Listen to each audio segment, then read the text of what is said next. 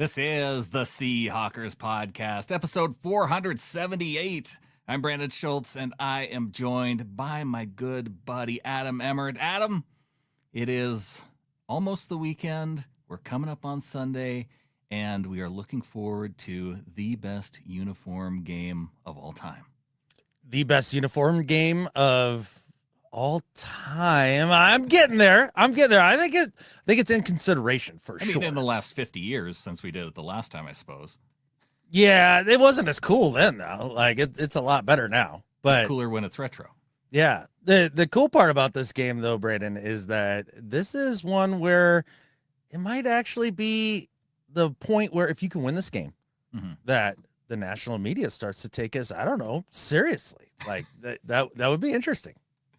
That would be nice. I feel like we're starting to get on the radar of the national media because, Sam Darnold, I think, has played above expectations through these first 4 games, and especially over the last 3 games. And with JSN playing as well as he is, with the defense playing as well as it is, I think we might have something going here.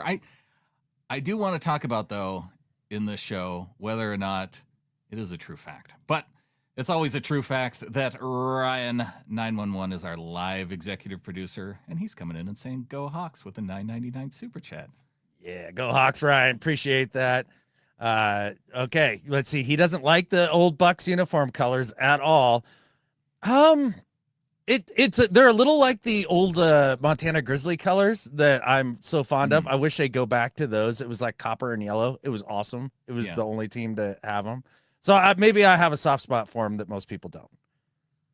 We got Free Truth joining us live. J.O. Marlon's in here.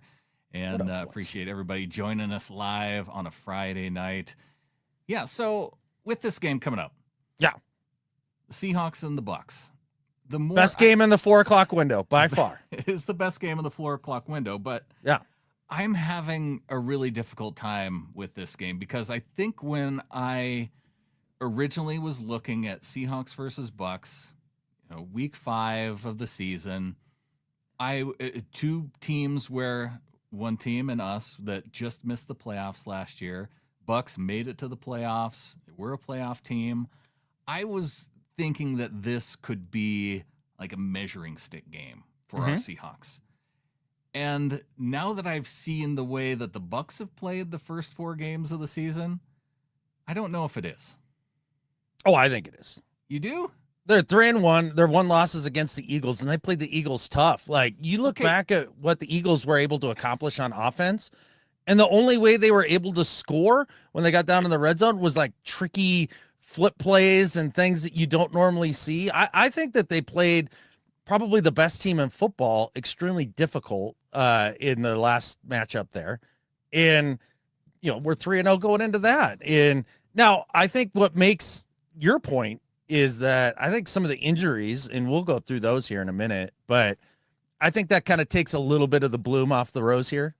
And maybe isn't quite as big of a measuring stick game, but I really do think that because this is in the 4 o'clock window and it's the best game in the 4 o'clock window, all eyes are going to be trained on this game. This is, if you don't perform well in this game being the Seahawks, then we're not going to be talked about again, even if they go on another, 6-game winning streak after this until week 11. I truly believe that. So I think there's a measuring stick here in multiple different ways. One being it's a playoff team that's played well, I think, in my opinion anyways. And it sounds like maybe you think a little differently. I don't know. The media aspect of it. Okay, so the Philadelphia game, I'll give that to you partially. The Eagles got up to such a lead so early on that I feel like they really went into coast mode. And sure, yes, the Bucs gave it their real try-hard effort to get it back into the game, and they did. And they have this record of, in those first 3 games, winning it in the final moments. But it's when I look at those 3 teams, it's the Atlanta Falcons, who got blown out by the Carolina Panthers. Now, they came back and they played tough last week, so maybe they just had one weird week against a divisional team. They nearly beat, just barely beat the Houston Texans, who have struggled this year. But the record is a struggle, no doubt. They have an offensive line that is just. No, they don't. No, they don't. It doesn't even exist. Word, but there you go. That's no, it just doesn't accurate. exist. Yeah, exactly. Yeah. And then the Jets, which they might be the worst team in football. Like it's them and the Saints probably. No, Dolphins are worse than both those teams. I don't know. The Dolphins, they actually won a game. Sure, even a blind squirrel. Like I think that team's in massive disarray, but maybe my sports hate for the Dolphins blinds that a little bit. One of the 3 worst teams then. Yeah. Look, I mean, we haven't beat anybody either. Like, if that's the metric that you want to go by. That's why I don't know if I can consider this a measuring stick game. If we haven't beat anybody, they haven't beat anybody, then what are we doing here? I think they played the Eagles awfully tough, and I don't think you're giving them the type of credit that they deserve for that game, because you said like they went into coast mode, the Eagles in that game after they got up. There's some fluky stuff, special teams things, that sort of thing, right? With that said, like coast mode for the Eagles is hand the rock off however many times and just jelly it right down your throat. Yeah, they tried that. Guess what happened? Bupkis. If the Eagles could not run on the Bucs, even up a bunch, like. That to me says that run defense is legit. And, you mentioned the Falcons. They've been up and down. They, played a really good game against Minnesota. Last week, who they beat up on? Was it the Bucs or the Commanders? I think it was the Commanders. And I think the Falcons are a middling team. So I think that's a decent-ish win. The Jets, their defense should be better than it is. That's all I'm going to say. But I think I'm with Scott here. What I really look at with this Bucs team is I'm wondering how the Seahawks are going to get a run game going that has been kind of spits and, like spurts and fits and all that sort of thing. Yeah. Spits. Whatever the adjective is that means that you're not doing it all that well. Yeah. Sometimes they do it well, and then sometimes it's awful. But yeah, I think that if they could get the run game going against this team, and I think what it looks like to me is you still have a couple of your nice perimeter runs that get you your chunk yardage in the run game. But instead of the 1 yard loss, no gain, when they start turning those into 1 yard gain, 2 yard gains more regularly, which I do believe is a relatively easy thing to fix. It's not like you're asking for the moon and the stars here. If they can just switch that part of the run game, I think it unlocks everything for them. I think it's going to be real tough for the Bucs to run the football in this game too. So we might end up having a passing shootout between these two teams, Adam. I think in terms of the Seahawks, probably their best option is to get it done through the passing game, specifically targeting the middle of the field and the linebackers in coverage. Both Servassier and Levante David have been, poor in coverage. And that's where the Eagles were able to kind of get the little bit of success they had in their passing game. Tight ends over the middle. I looked for Arroyo and Barner to be targeted a bunch, or even Kupp to have maybe his biggest game so far as a Seahawk, sitting down in zones and working that middle of the field. That's what I'd be looking for them. For the Bucs, watching their receivers try to get separation without Mike Evans last week, against a good Philly secondary, don't get me wrong, it was awful, man. It made it real tough on Baker, and then they were able to get pressure with just 4, which the Seahawks have done against everybody so far.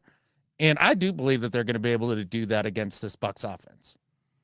Well, if they are able to get pressure against this Bucs offense, one of the things that they've had a real struggle with, and this was a little bit surprising to me too, not the first part, but the last part. They are, in the first quarter, one of the 5 worst teams at scoring points in the NFL so far through 4 games. Like the Bucs or the Hawks? The Bucs. Oh, okay. Yeah. Did I say Hawks? I meant Bucs. No, I don't know. I just missed it. That's why I was asking. Yeah. They're one of the bottom 5 scoring teams in the first quarter. And they're at least in positive through the second and third quarters, which makes sense because they've been able to be in these games in the fourth quarter. But even though they've been able to be in these fourth quarter games, they're a bottom 5 team at scoring points in the fourth quarter still. And so they're a bottom 5 team in the first, in the fourth, and I'm thinking, man, and they still have managed to make it to this point with a 3-1 record. So what you're saying is that if you can keep the offensive production to a minimum in the second and third quarters, you can win the game in the second and third quarter. You might even be able to win it in the first, like the Eagles did. There you go. They almost didn't, though, when it was all said and done. Little like the Hawks against the Cards, get up and then have it come down to the wire, which is kind of the nature of the NFL as a whole. But I mean, the Bucs are a real team. Like they're going to win their division. They're going to be a playoff team. Yeah. And right now they're banged up a little bit more than maybe they'd like. But I think this is the best competition you face so far. And in that way, that's a measuring stick game to me. But man, I mean, we could talk about Hawks injuries too here in a bit because there's some bummers there, but this is a list. Oh my gosh. When I listened to their head coach talk about who was out, he listed off, well, I guess it must have just been 5 guys, but Jamel Dean out, Mike Evans out, Bucky Irving out, their other defensive back, Christian Izian, Benjamin Morrison, another corner out. They have 3 defensive backs already out. And we haven't even gotten to the players who like had days where they didn't practice or, have other injury issues lingering. So 5 guys that I've already listed who are out.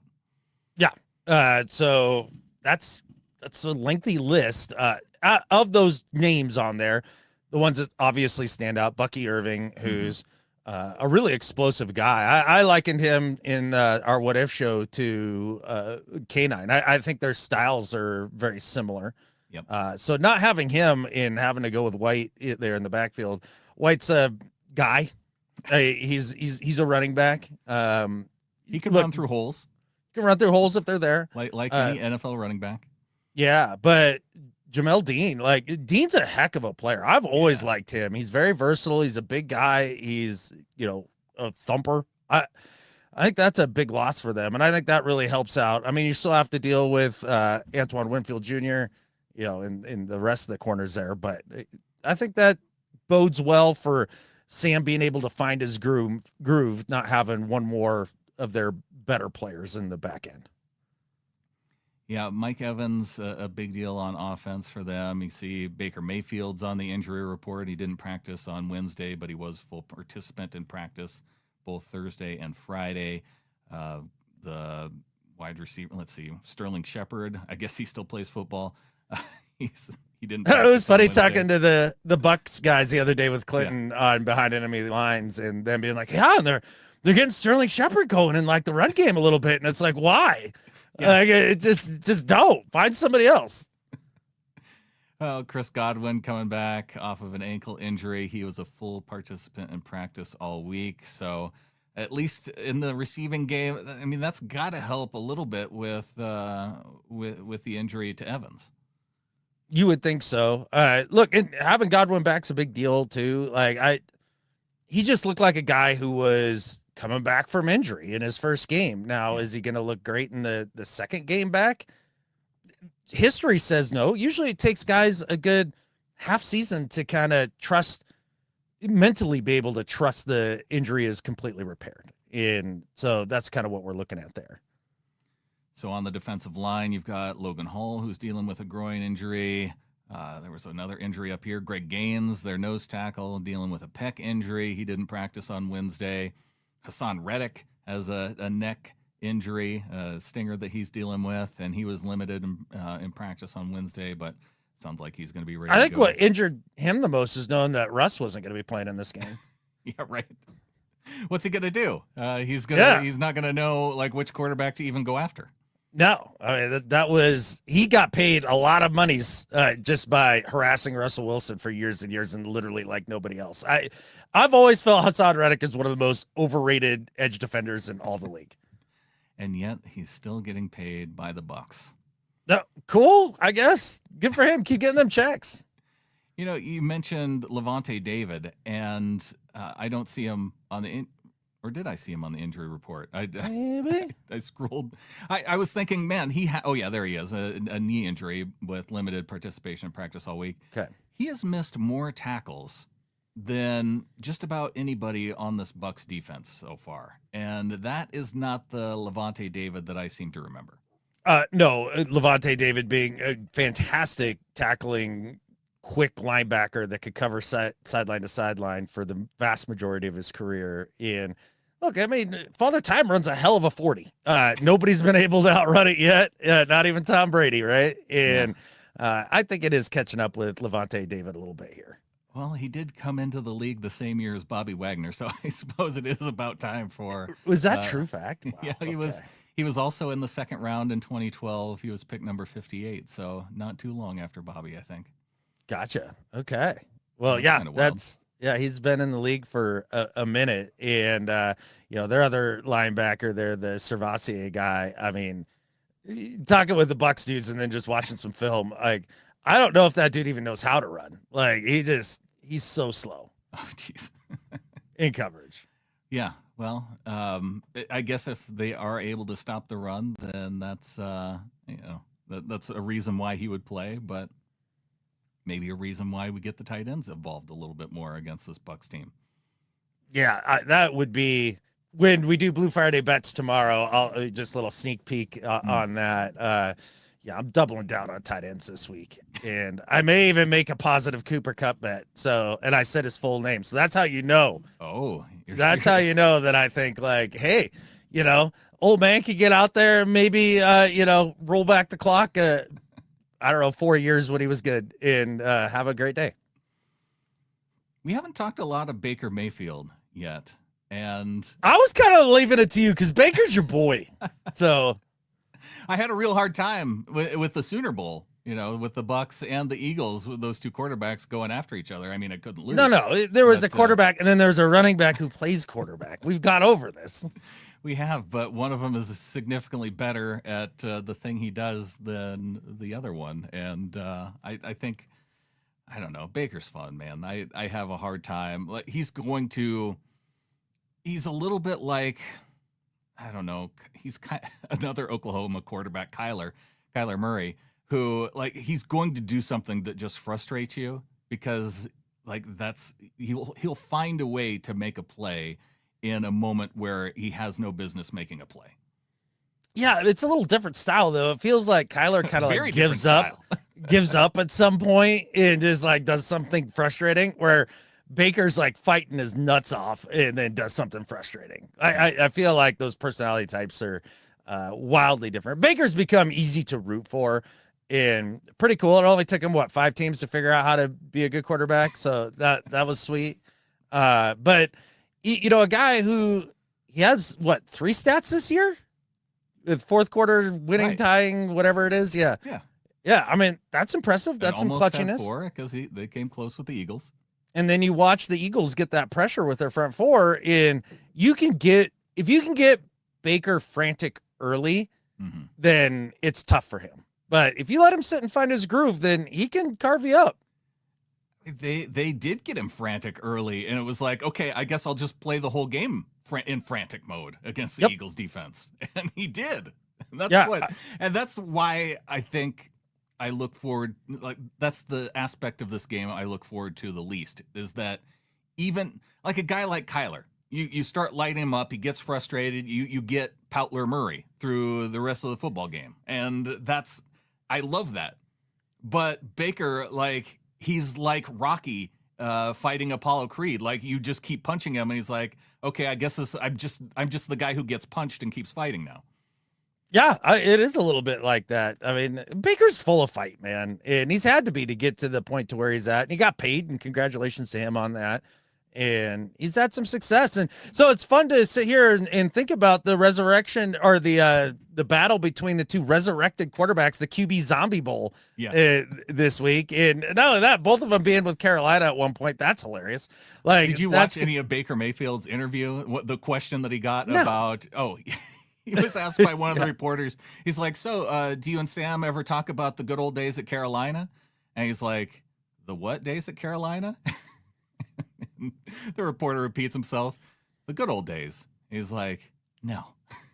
I'm not sure those were there. About talking, not being friendly with Sam. He's like, the days in Carolina were not good. Those were dark days. Those were, not fun. But if you're a Carolina Panther fan, first, what are you doing? And then secondly, you got to be so frustrated when you see things like that. 2 guys that were in your building and all of that. And it's interesting too, because, there was a minute there with Sam Darnold early in his Carolina days where it was Sam Darnold, is he an MVP candidate? And we had all that conversation, and then it went to, they couldn't protect him. Sure. Yeah. And then and it was the year after Sam left, and they go out and draft a quarterback, and it's like, oh, now we're going to invest in the offensive line. Right. Yeah. With the wrong quarterback. And they stole your boy Damian Lewis. Right. Still not happy about that. Yeah. But I don't think there's any Bucs players I'm particularly worried about that. Vita Vea. Like they didn't steal. I'm thinking of players that they've stolen from the Seahawks. Oh, how many guys have they stolen from the Seahawks? I was trying to think of any, and I couldn't think of any. But then you started yelling Vita Vea, and then I was reminded about how worried I need to be about Vita Vea.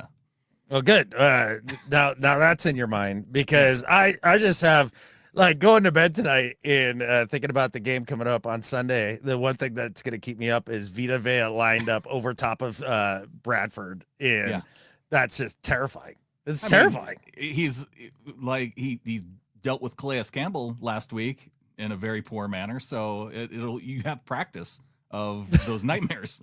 It's true, and Calais Campbell's what, 20 years past his prime? Like, isn't he 83 years old? When you just don't block somebody and allow them to go past you, I don't think it matters if they're Calais Campbell, Vita Vea, or I don't know.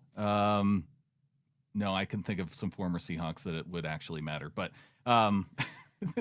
they just need to be kind of good. Yeah. I would like Bradford to be kind of good in this game. I think that would help out a lot.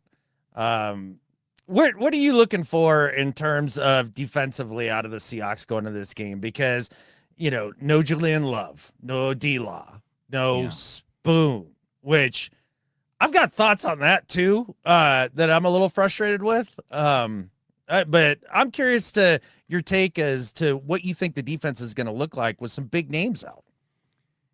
Yeah, you mentioned no Spoon. He's out. Didn't practice all week.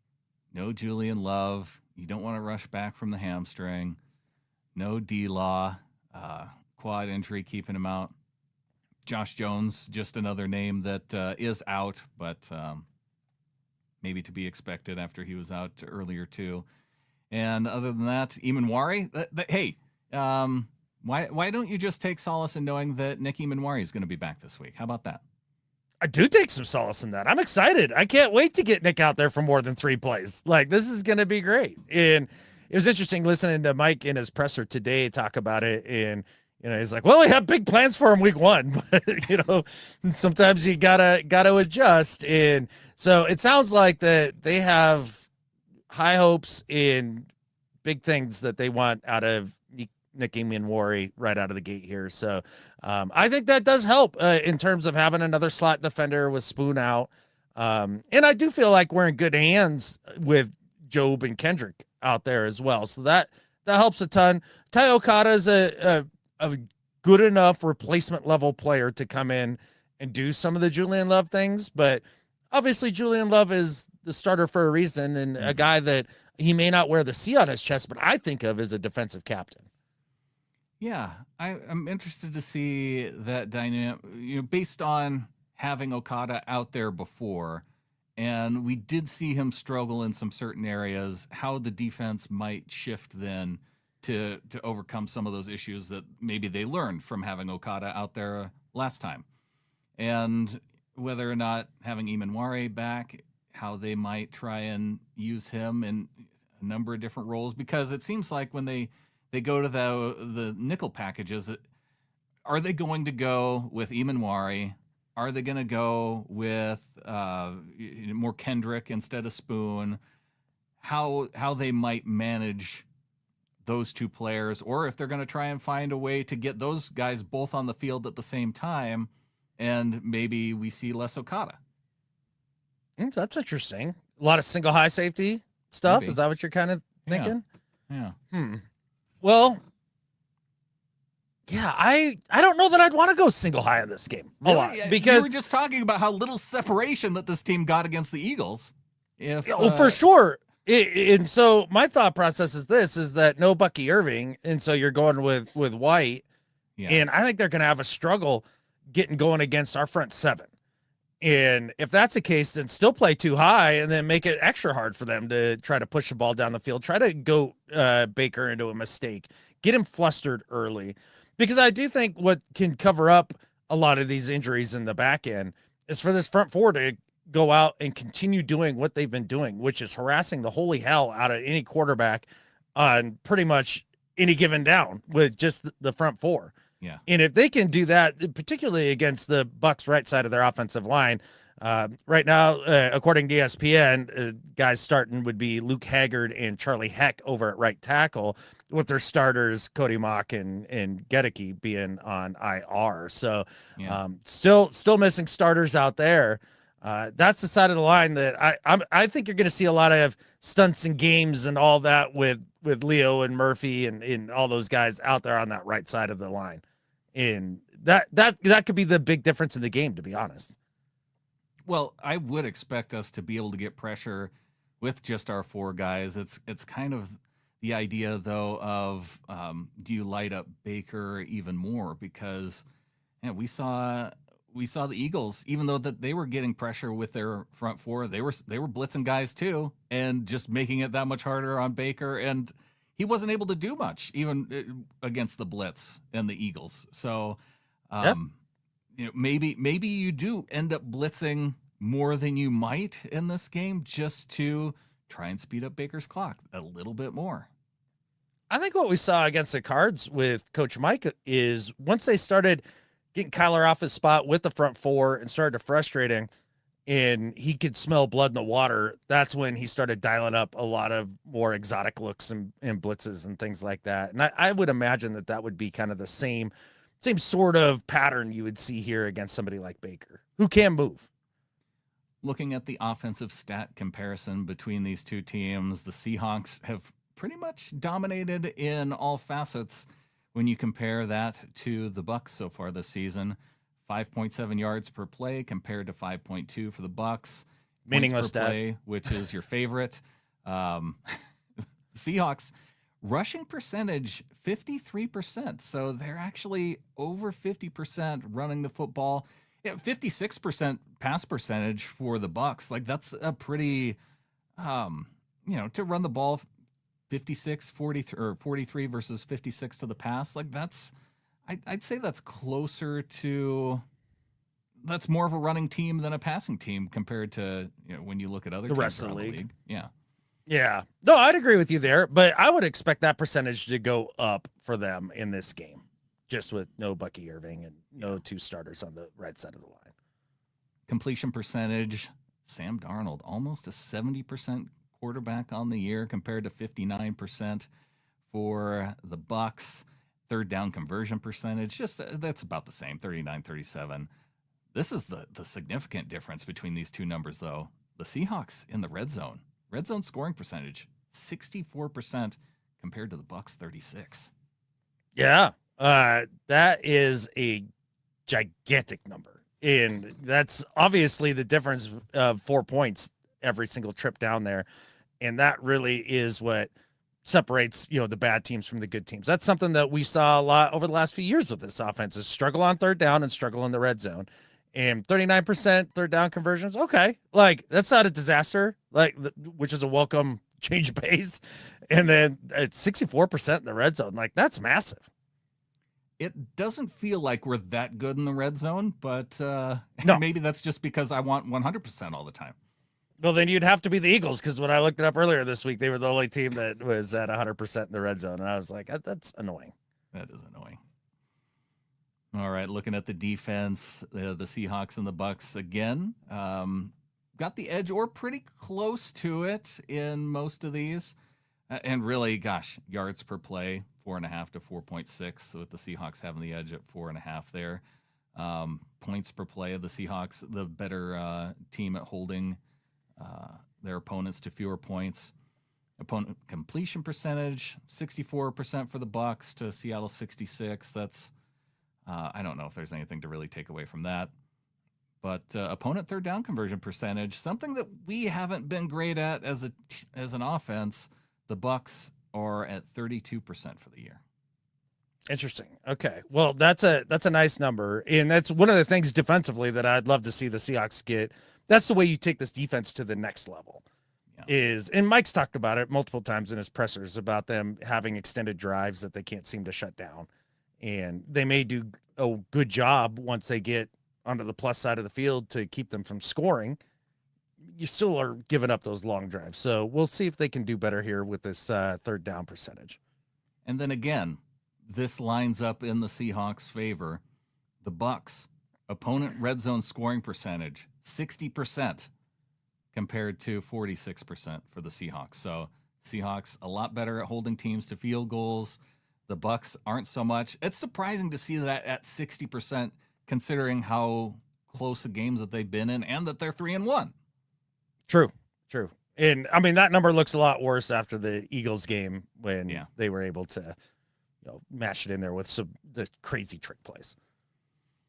Free Truth joining us live saying, I think the key to any of the quarterback from this era is to put them in the dirt, hit them, knock them down, hurry up, make them nervous, sack the stuff out of them when you get the chance. I think that's probably been the key to any quarterback in any era. It's just that Baker, for whatever reason, when you do it to him, it's like with other quarterbacks, you expect them to speed up their clock a little bit more or to go into a shell a little bit more. And with Baker, it feels like it doesn't change him that much. Doesn't change him in terms of the aggressiveness of his mentality, because he's going to get some plays while heated up too, because it doesn't get him mentally off his game in terms of like, ooh, I got to get it out a little quicker, or, I don't want to get hit or anything like that. But what it does do is it does get him off his spot a lot quicker. Sure. And I've always felt like with Baker, like a mobile guy, and he can move around a bit, but I don't think that's his strong suit, is getting out and scrambling around and then making plays while running. I really do think he's at his best when he's able to stand in the pocket and just deliver the ball, a little like Sam's been able to do over the first part of this year because of being supported by a run game, having play action, all of that stuff.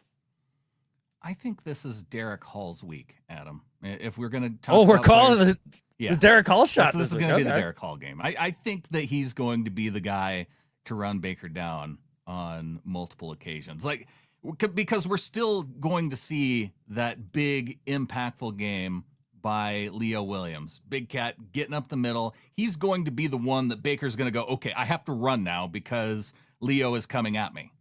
And so that, I think, is going to be what opens this game up for Derrick Hall to chase him down a couple of times.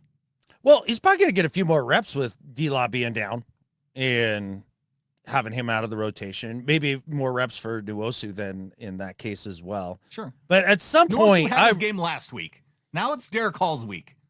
Why can't Derrick Hall and Nwosu and Murphy and Mafe all have like a game? Let's have a big edge game. And let's have a 10-sack game then. Two for everybody you just mentioned.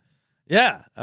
Look, at some point here, I truly believe that this interior pressure that we are generating consistently against everybody is going to be something that really benefits the edge guys, and those sack numbers are going to come. I'm ready for it. A big sack day against Baker with a lot of the 50th anniversary Seahawks in the house, that all 50th team there and cheering on our Seahawks. We need to have this game for them and for us, and to continue the tradition 50 years later of beating the Bucs when we put on these uniforms.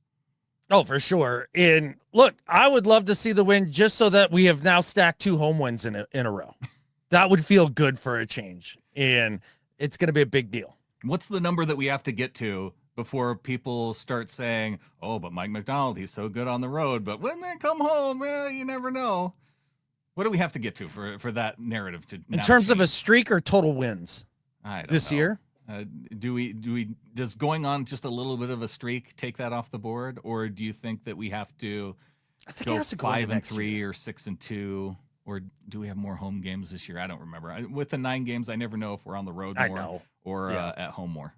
Yeah, I hate it. But with that said, I think that he needs to have at least a 500 record at home this year, or at least slightly winning, and then get it into next year. I think it's going to take a while. It took a long time for the narrative to turn that, hey, Seahawks are almost unbeatable at home to, oh my gosh, they've lost a zillion in a row, seemingly, or at least have a really poor record, with the end of the Pete Carroll era and start of Mike McDonald era. Like, it took a while for the narrative to catch up there. So I think it's going to be the same in terms of turning the tide the other way.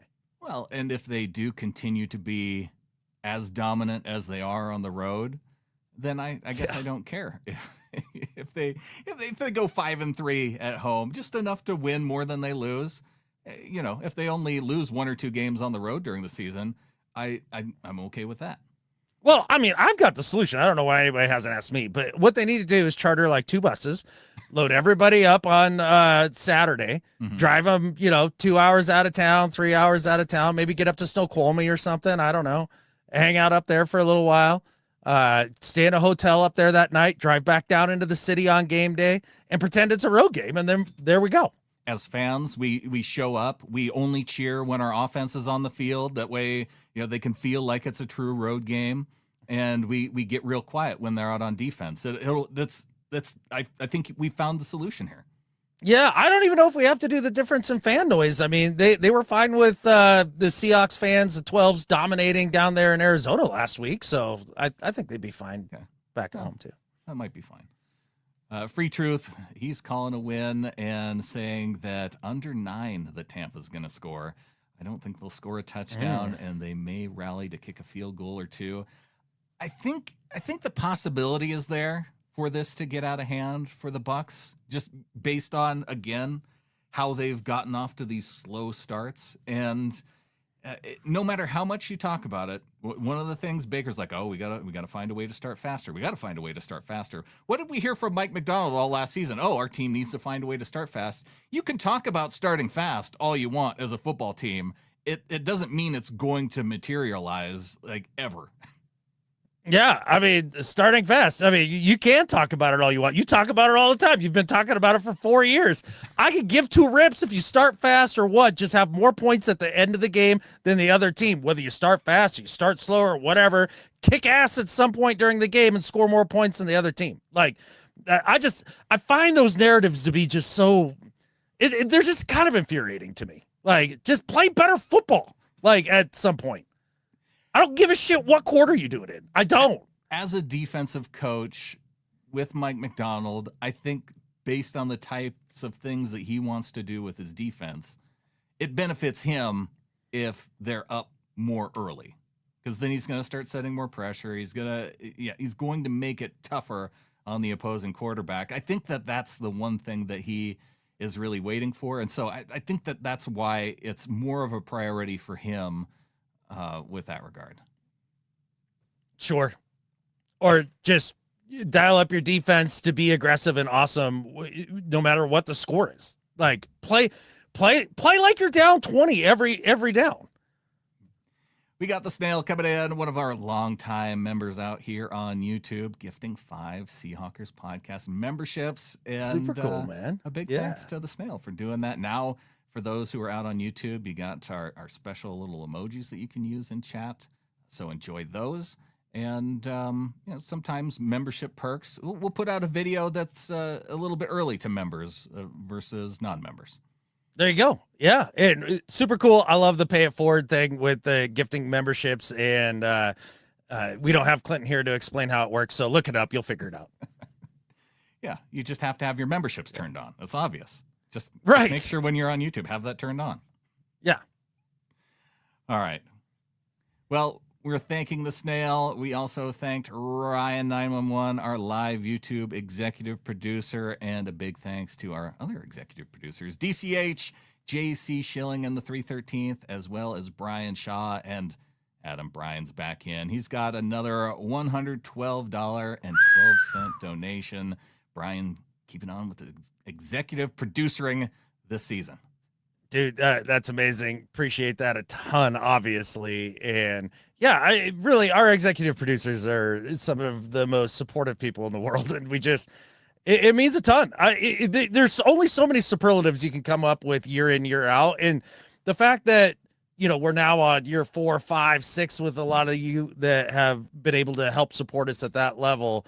I hope it never comes off as disingenuous because of your consistency and awesomeness, and that it's tough for us to come up with the right words to say thank you every time. Yeah, we have to, we try our best to come up with new words, but then we end up just saying the same thing. But it does not get it doesn't get old. It's still awesome. Yeah, exactly. Awesome's just always awesome. It's just classic. Maybe we should just stick to classic words. Yeah. Jason Bonnert, also a name we recognize as coming in over the years, up, and Jason? he's back in via Venmo at Hakra with a $36. He called it a half-year donation, but a big thanks to Jason for coming in. Big thanks. Hey, getintheflock.com, get in, become a little flocker, get in the Fire Discord, all the Pick'em League, all that cool stuff. It's worth doing. Distortion Worlds, also a welcome to the flock. Going to getintheflock.com, becoming a $5 member. Welcome to the flock to Distortion Worlds. Heck yeah, man. That sounds a little scary. I wonder if they have like some black hole technology or, something to warp the space-time continuum, or I don't know. We'll find out. Yeah. Carly and Renton coming in saying, what are your thoughts on paying Ken Walker after the season? After the first game, I thought it would be an easy no. But with how special he's been running the ball lately, I'm not sure. I'd love to keep him, but the injury history makes it a bit complicated. Really hoping we can get a bit of a discount and keep him on the team. Adam, paying a running back. Let's say K9 finishes this year healthy. He has his first 16 or 17 game season, and at the end of it, you go, ooh, can we do this? Can we pay a running back into his second contract? Gosh, that's so hard. You'd have to, it would have to look a little like this. Like, did we find rhythm with K9 throughout the season to where he looked like your lead back and you're giving him 2/3 of the snaps, Charbonnet 1/3 of the snaps, and the explosiveness is there, the availability is there, all of that. Now, with that said, I don't know exactly where the running back market is right now. Like, do you have to get into like Saquon land a little bit? Like, you start getting there and it's like, dang, I love me some K9. I do. I've been pounding the table for him for years and years, but those numbers can get big. And I'm not sure I'm comfortable with that. I almost have to see it by the end of the year. Like, it's too hard to say out in front. Okay. It is tough. Because you look at, well, let's see, was it a year or two ago when Chuba Hubbard got paid by the Panthers? He got an average of $8.3 million a year. I thought that they signed him early, and so they probably got a pretty good deal on. You're going to be north of Chuba if he has the kind of season north you're of talking Hubbard. about. But okay, looking at the top, let's just look at the top 4 because I think it's pretty. You know who the top 4 guys are? Like Saquon Barkley, Saquon, Cook. Well, James Cook is down there a little bit. He's only 11.5 a year, and so that to me that's a pretty good comp. A 4-year, where he's getting 11.5. That feels like kind of the sweet spot. Josh Jacobs is at 12. Kamara's at 12.2, but that was only on a 2-year deal. And then Jonathan Taylor, Derrick Henry are behind Saquon and McCaffrey. Okay, so if K9 had the season that you kind of laid out there, you can keep it under 15 a year. I would be game for that. Yeah, if they get him in the 10 to 12 range, that feels like the range that if you get a healthy season, to where you go, oh, okay, they could make that work. They could make that work. And then look, if that really is the straw that's stirring the drink of the Kubiak offense, then what do? Do you take your heartbeat away at that point? And that's the other part of it too. I think that there's a little bit of concern from Seahawks fans after the Sean Alexander MVP year There's the Free Truth saying that he's been scarred by Penny. K9 is, in terms of injuries, he's nothing like what we saw with Rashad Penny. No, not that fragile. Thank goodness. Yeah. But yeah, it's it feels tough that if he's that guy that the straw who stirs the drink, like you said, that's tough to take that away. It is. And I'm not ready to put the ball in Sharp's hands as the lead back. But then again, I mean, there's a couple guys that come out every year and all of that as well. But and that's the other part of it too. Is there a guy that you end up drafting then in the second round who could take that workload?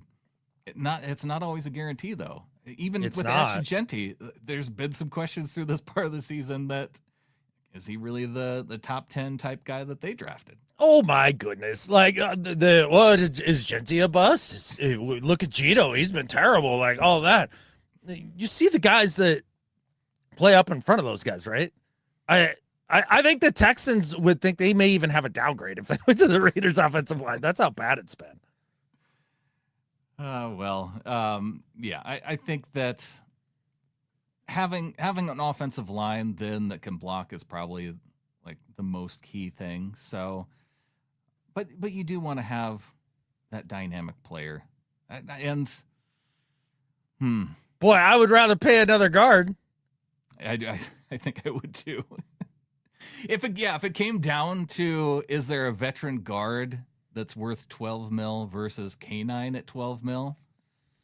Ooh. Look, I would pay K9 at his level. What's Cup coming in at for his AAV? Oh, do we want to get into that?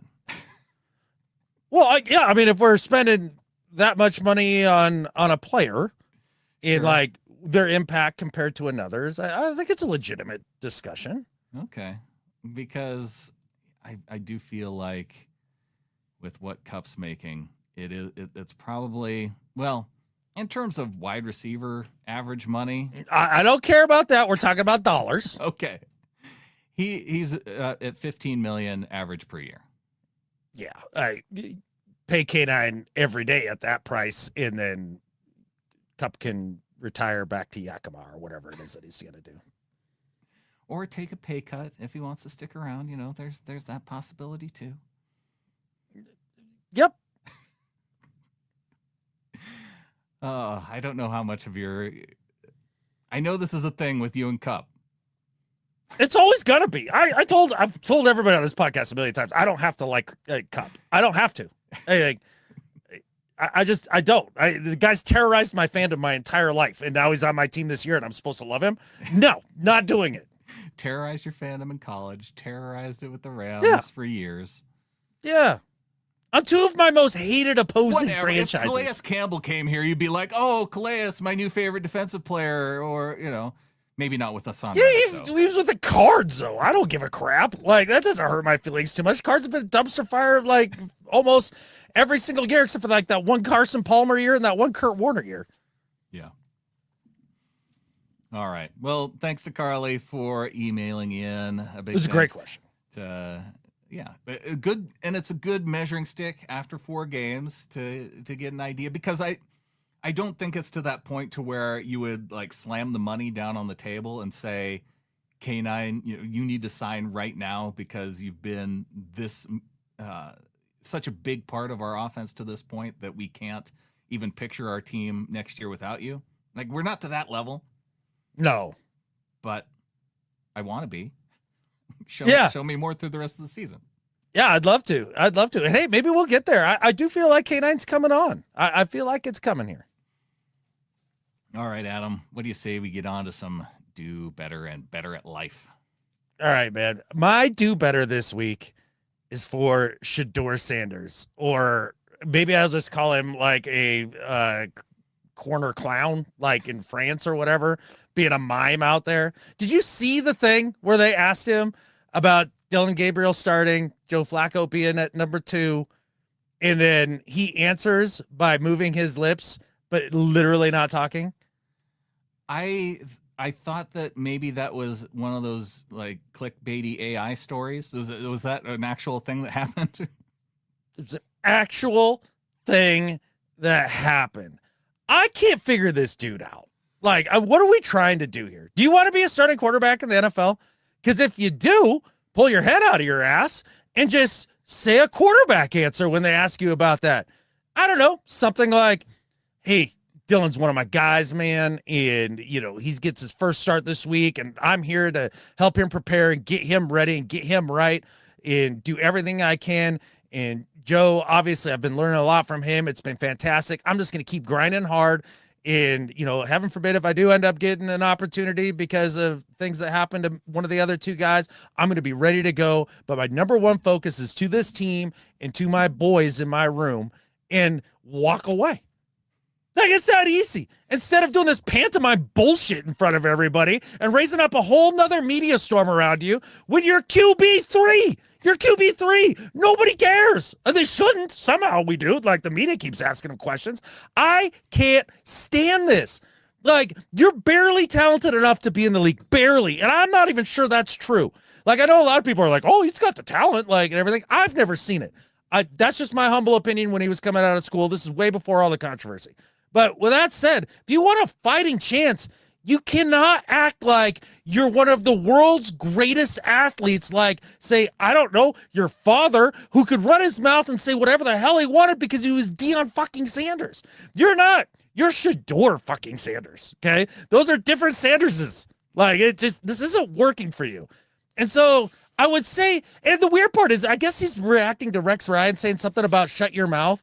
And like, this is his reaction to it. Who gives a crap what foot fetish man has to say? Leave it alone. Let it go. Grow up. Be a quarterback, and then you will be able to play quarterback. So to Shador Sanders, do better.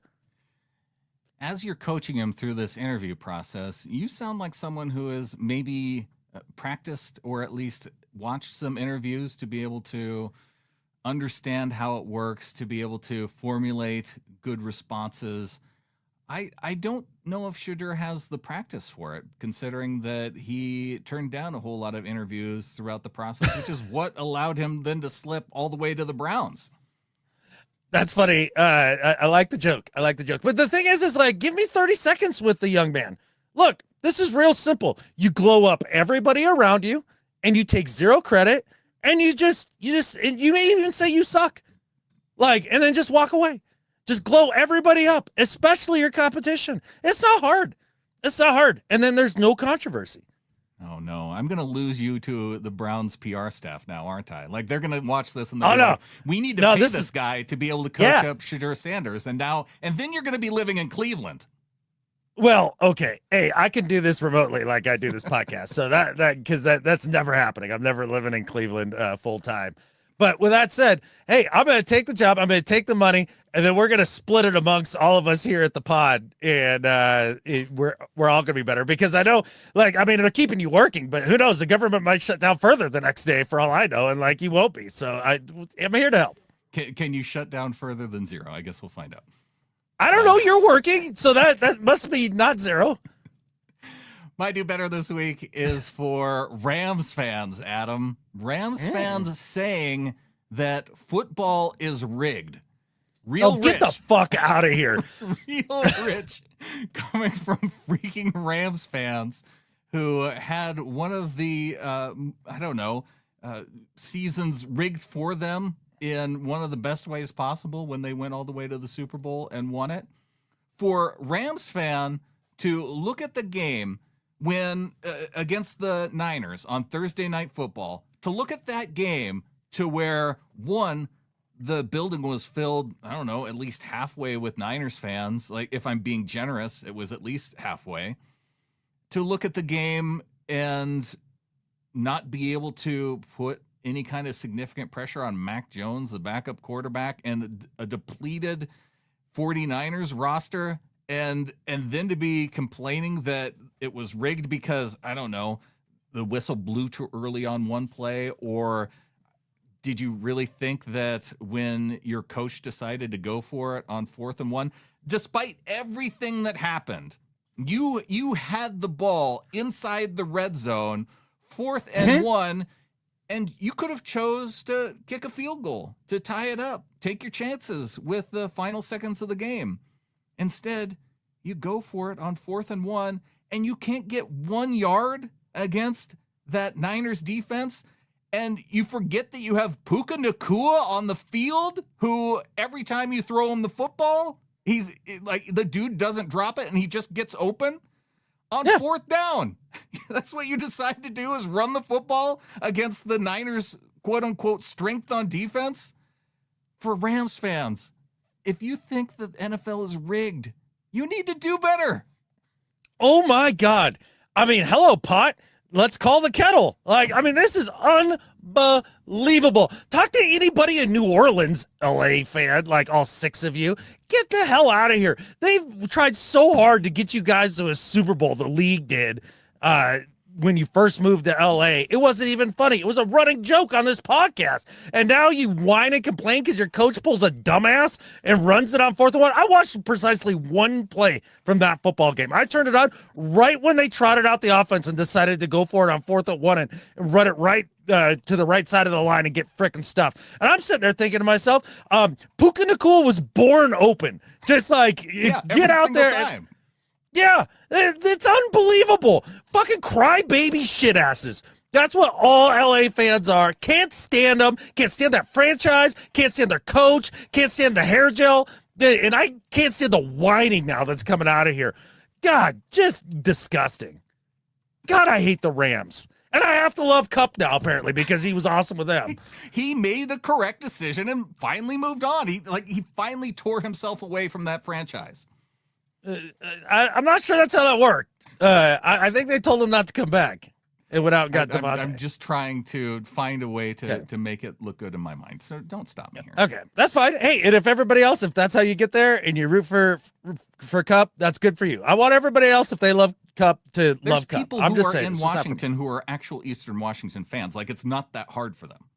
Yeah, I know. We all have personality flaws. Like, it's fine. On to Better at Life. All right, man. My Better at Life than Skip Bayless this week is for Daisy Foco Granson. And she is the wife of Kylan Granson, tight end for the Philadelphia Eagles. And I saw this article the other day.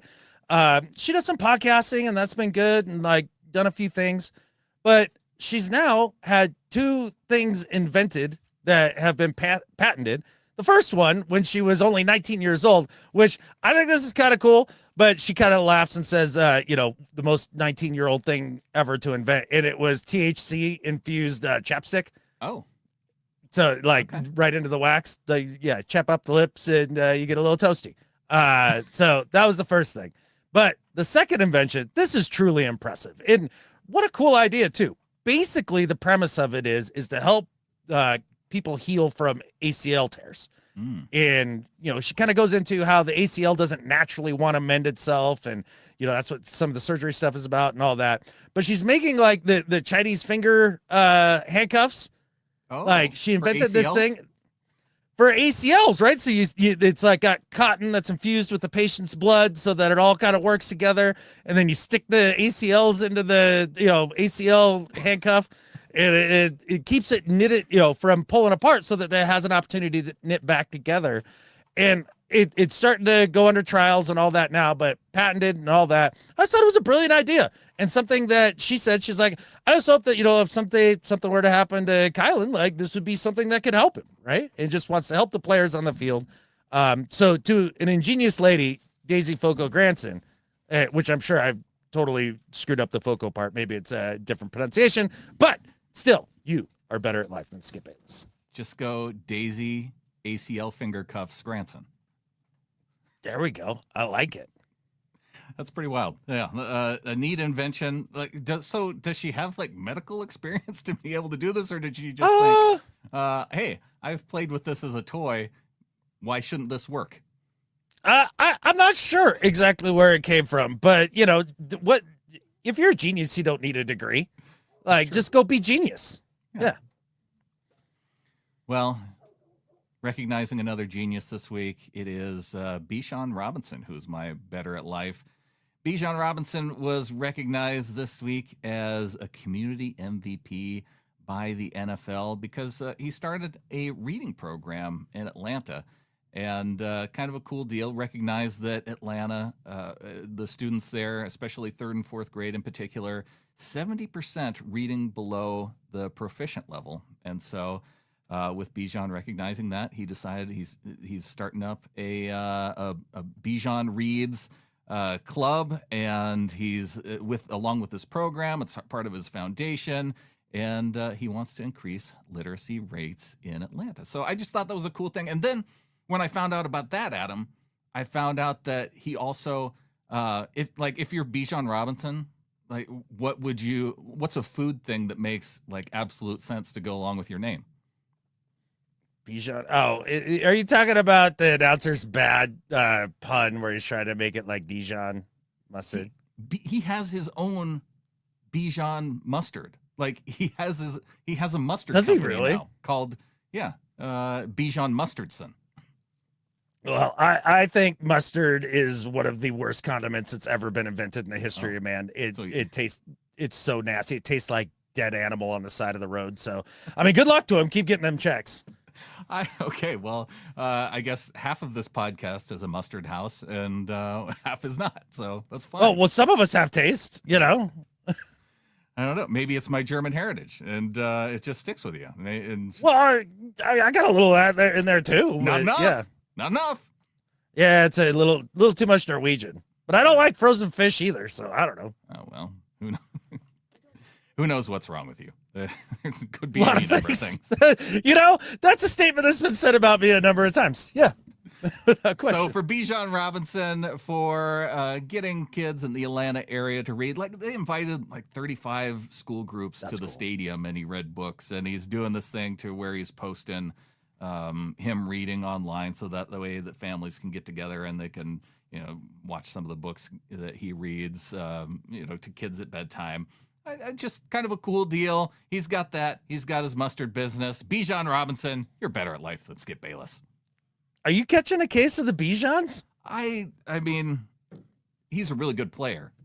And so then when I see like how good of a player he is, and then when you find out that he's also doing some of this stuff out on the side and in the community, man, it makes it real easy to root for a guy. Like even Kyron Williams, who is a Rams player. Like I found out that like he sounds like a really cool guy and also does some stuff out in the community. I try to ignore that as much as possible. I can't have that in my sports fandom. I need the sports hatred to be real. But for Bijan Robinson and the Falcons, like he's got Michael Penix. That's kind of cool. He's got another Huskies player there. They're all the way on the East Coast. They're of no threat to me. Oh, and they never will be because it's a dumpster fire franchise. I wish he would have gone just about anywhere else. But did you see last week? Like they were up, I think, and it was just after halftime, and the stands are like 3/4 half empty. Like it was just pathetic. One of the most fair weather fan bases in all the league, and they don't deserve Bijan Robinson because if you've been watching what he's been doing this year, it's outrageous. I think the guy's leading the league in yards from scrimmage at this point, and he's unbelievable. And then you listen to his interviews, and it's like, oh, and you're an awesome human. Well, that's cool. Like, it must be awesome to wake up every day, Bijan. I bet it is. See, and I tried for so long with him being a University of Texas guy too. Like, I was hoping that I could get by with him, not being good and ignore that fact. But now, yeah, I might actually be tough. That's tough. Hey, at least he didn't play at Texas and then go and be awesome at the Rams. At least that didn't happen. At least there's that. So thank goodness. Yeah, thank goodness. All right, Adam, we've got the game coming up on Sunday, the best game in that 4:00 window. Did you say 4:00 as if we're on the Eastern time zone, or has Clinton been rubbing off on you? What's going on here? It's just how the national media talk about it. It's the East Coast bias. Yeah, for sure. Yeah. Now it's seeping into your veins. Great. I mean, I guess. I don't know. Maybe. Hard telling, not knowing. It's a 2:00 game. It's a 2:00 game. And so everybody out in Seattle is like, what are you talking about? Yeah. The mountain time. The best time. It's the greatest football time. We've talked about it. We have. Yeah. You can get up. You don't have to get up super early. You got the 11 o'clock games. I guess we have another London game this week that maybe we just avoid, but Oh yeah, all the time. it's way too early for the London games. Yeah. No, if we could just get the rest of the country operating on this time frame when everything kind of starts at 11 every day, and all the overachievers and the smug morning people could stop with that, and just let everybody like sleep in, have a nice, comfortable morning, and then go to work, and then when they're done with work, go home, and then like be able to stay up past like 7 o'clock, like so they're not 85 years old. Like that'd be great. That's all I want.